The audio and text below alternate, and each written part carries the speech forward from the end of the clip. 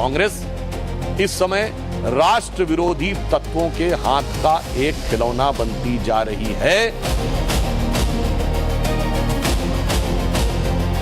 कभी जाति, कभी भाषा को लेकर विवाद, कभी बाहरी शक्तियों द्वारा भड़काई गई विभाजनकारी प्रवृत्तियां, ये सब अनगिनत चुनौतियां हमारे सामने खड़ी है। पहले चीन ने ट्रंप को हड़काया, अब दोस्त मोदी के लिए अमेरिका से पुतिन क्यों भिड़ गए हैं, अब इसका सबसे पहले चैप्टर खोल रहा हूं। पूरी दुनिया में इस वक्त हाहाकार मचा हुआ है। क्या अमेरिका, क्या फ्रांस, क्या पाकिस्तान, सबकी हालत खराब है। पाकिस्तान में तो गजब तमाशा चल रहा है, वहां पीओके में भयंकर विद्रोह हो रहा है। पाकिस्तान की फौज को वहां की पब्लिक दौड़ा दौड़ा कर पीट रही है बॉस। ये सब क्यों हो रहा है, ये आपको आगे विस्तार से बताऊंगा। लेकिन बात सिर्फ पाकिस्तान की नहीं है बॉस, अमेरिका और फ्रांस जैसे देशों की स्थिति डावाडोल है। वहां शटडाउन हो चुका है अमेरिका में, तो 3 दिन से अमेरिका जो है वो ठप पड़ा हुआ, शटडाउन। लोगों को कह रहे हैं सरकारी कर्मचारियों घर बैठो, आना मत ऑफिस। शटडाउन का मतलब है कि वहां पर बजट ही पास नहीं हो पा रहा। बजट पास नहीं हो रहा है तो सरकार चलाने के लिए पैसा ही नहीं है, पैसे नहीं है तो सैलरी नहीं दी जा सकती।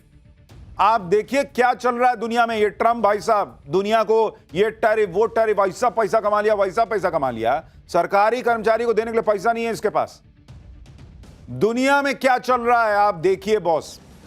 अमेरिका से लेकर फ्रांस से लेकर उधर नेपाल देखिए, इधर पाकिस्तान देखिए। लेकिन भारत में मोदी राज में क्या हो रहा है भाई। अमेरिका में पूरा सरकारी सिस्टम ठप हो गया। हजारों सरकारी कर्मचारियों को बिना वेतन के छुट्टी पे भेज दिया गया है।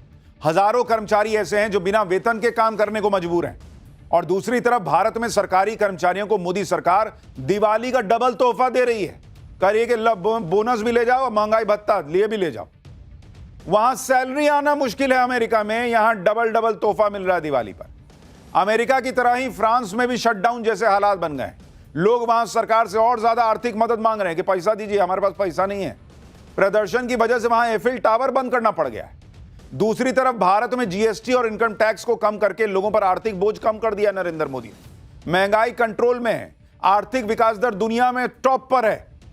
यानी जिस वक्त अमेरिका और फ्रांस जैसे ताकतवर देशों की जमीन हिल रही है, पैर उखड़ रहे हैं, उस वक्त भारत में प्रधानमंत्री नरेंद्र मोदी किस तरह भारत की इकोनॉमी को, भारत के लोगों की चिंताओं को समझते हुए फैसले ले रहे हैं, वो अभूतपूर्व है बॉस। पूरी दुनिया देख के हैरान है कि आदमी कैसे कर पा रहा है भाई, हमसे नहीं हो रहा।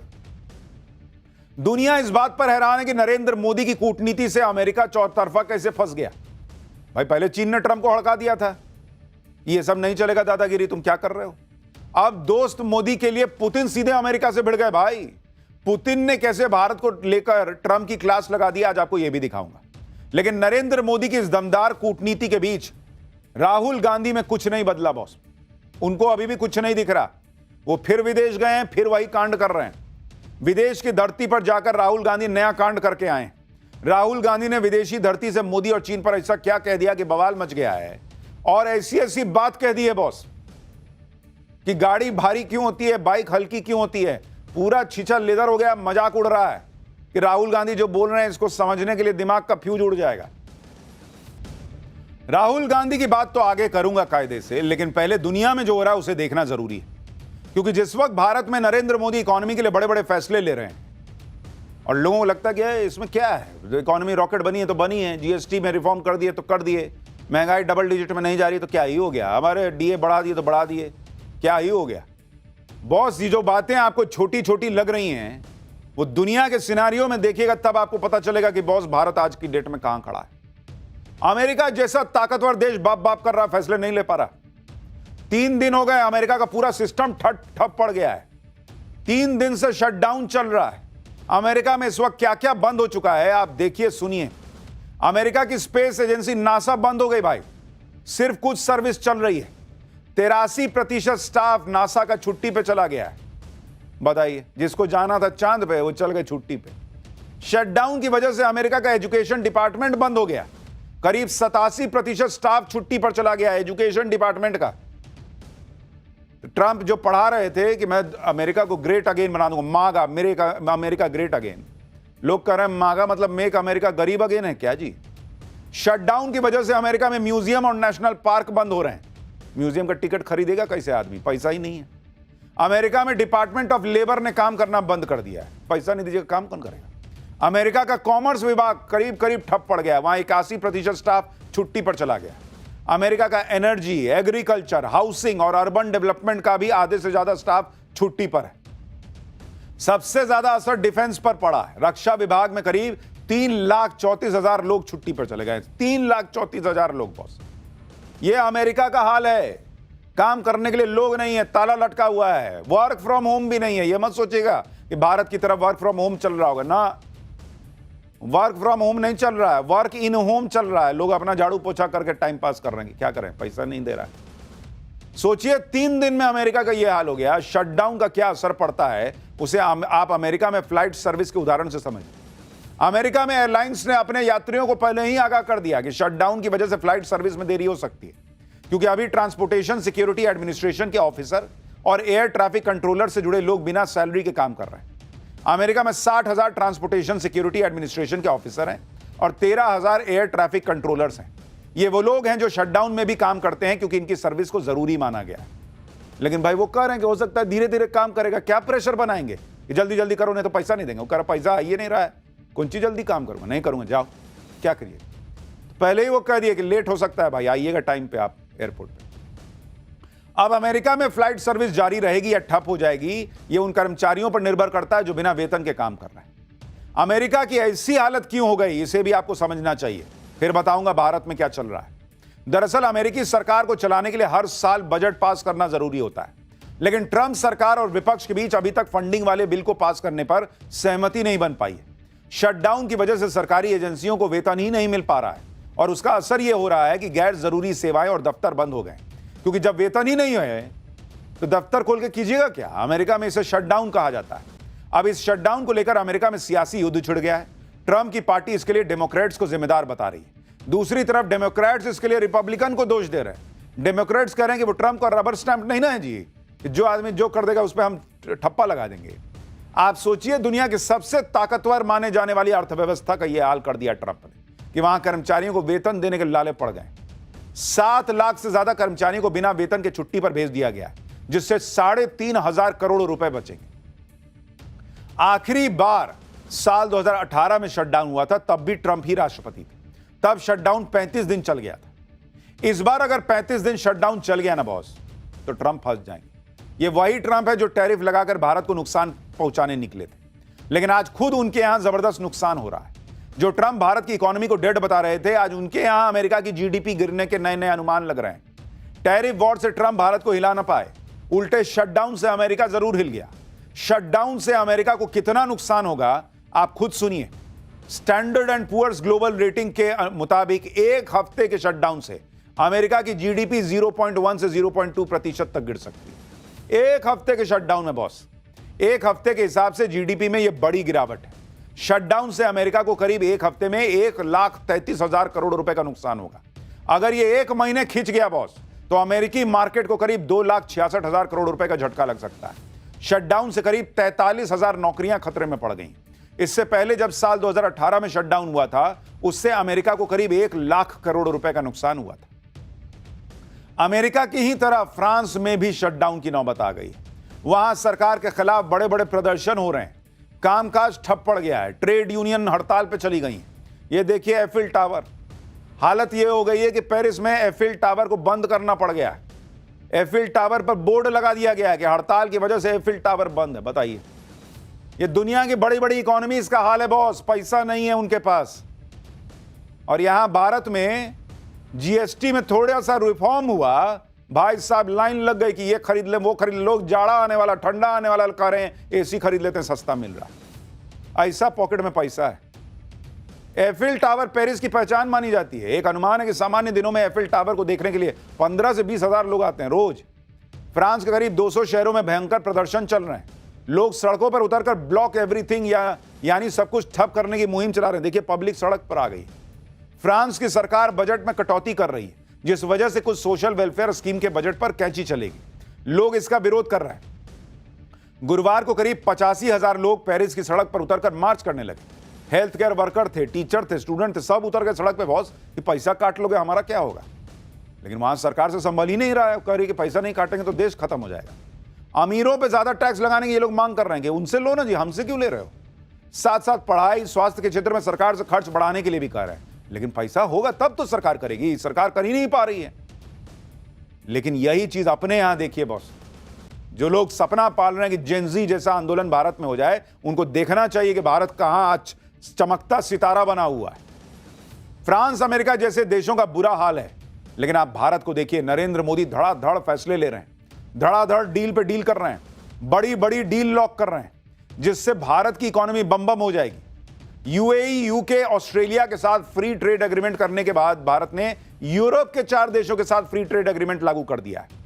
इन 4 देशों में स्विट्जरलैंड है, नॉर्वे है, आइसलैंड है और लिechtenstein है।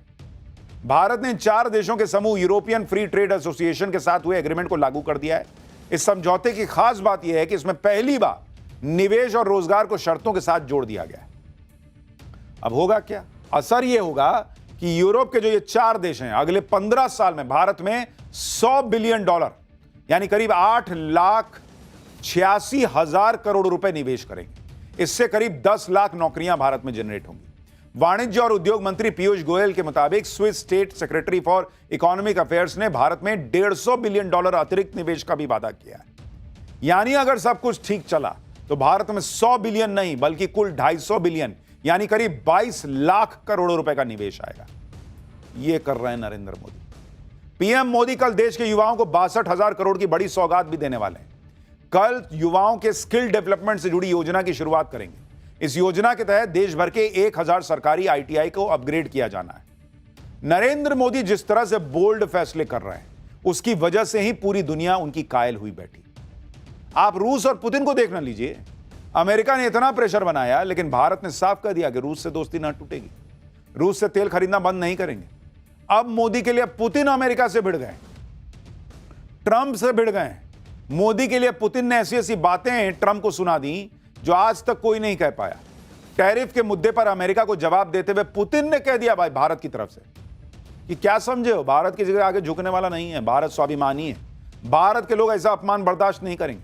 रूस के राष्ट्रपति ने भरोसा जताया कि भारत अपने हितों को देखते हुए रूस से तेल खरीदना बंद नहीं करेगा। पुतिन ने कह दिया भाई कि पीएम मोदी को जानते नहीं हो, पीएम मोदी बहुत समझदार नेता हैं जो भारत के हित को प्रोटेक्ट करते हैं। यानी पुतिन जैसे बड़े बड़े नेता ट्रंप को समझा रहे हैं कि क्या मोदी से भिड़ रहे हो यार, नहीं जीत पाओगे। क्या नए भारत से भिड़ रहे हो, नहीं जीत पाओगे, अमेरिका को झुकना होगा भारत के सामने। यह भारत की रणनीतिक स्वतंत्रता और स्वायत्तता को दर्शाता है। दूसरी तरफ भारत में सियासी फायदे के लिए नरेंद्र सरेंडर जैसे नैरेटिव गढ़े जाते हैं। इसलिए आपको समझा रहा हूं ये कंपैरिजन। जिनको लगता है बहुत मामूली बात है, क्या है दुनिया में फास्टेस्ट इकोनॉमी बने, क्या है जीएसटी में रिफॉर्म हो रहा है, क्या है इतना 2-2 लाख 3-3 लाख का जीएसटी, 3-3 लाख करोड़ का जीएसटी कलेक्शन आ जा रहा है, क्या हो गया? ये हो गया बॉस, ये हो गया। अमेरिका के पास पैसे नहीं है देने के लिए। पीएम मोदी और भारत की तारीफ करते हुए रूस के राष्ट्रपति ने ट्रंप के टैरिफ की हवा निकालने वाला प्लान भी सामने रख दिया। और इस प्लान के तहत अमेरिका के टैरिफ की वजह से जो नुकसान भारत को हो रहा है, रूस उसकी भरपाई करने की कोशिश करेगा। रूस भारत के साथ अपने ट्रेड इंबैलेंस को ठीक करेगा।